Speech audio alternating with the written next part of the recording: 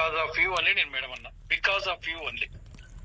Sir మాట్లాడినా కదా sir, అంతలేకే మళ్ళీ డిబేట్ పెట్టి మళ్ళీ మాట్లాడుకుంటారు. డిబేట్ తప్పదు అంటే షర్మిలమ్మ గారిది డిబేట్ తప్పదు.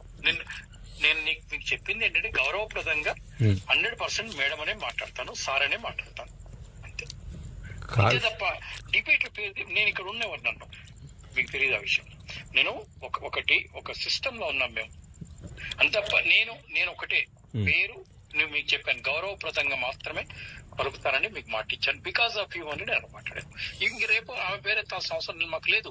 ఇవాళ షర్మిల గారు ఈ మామూలు ఫోన్లు కాదప్ప మాకు, మీరు అది కంట్రోల్ చేసుకోండి. ఎవరు సార్ ఫోన్లు?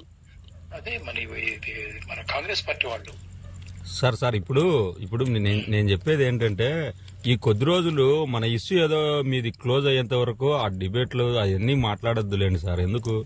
మా ఇష్యూ ఏముంది, అది అయిపోయింది, ఆల్రెడీ క్లోజ్ అయిపోయింది.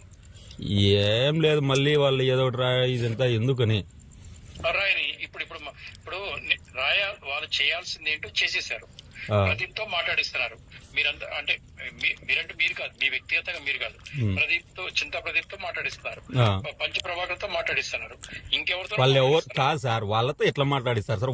వాళ్ళ వ్యక్తిగతంగా పార్టీ మీద అభిమానంతో మాట్లాడుతుండొచ్చులే కానీ వాళ్ళకి ఎవరు ఏం పైనుంచి ఇన్స్ట్రక్షన్స్ ఇచ్చి మాట్లాడమని ఎవరు చెప్పర్లేండి. అంతేనా?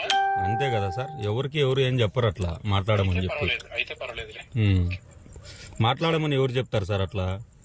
కాదు సార్, మీరు కూడా కొద్దిగా కంట్రోల్ గా ఉండండి సార్. ఎందుకు మరీ టీడీపీతో కండువా వేసుకున్నట్లు మాట్లాడడం?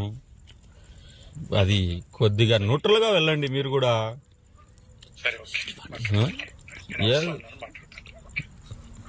చూడండి సార్ కొద్దిగా సార్.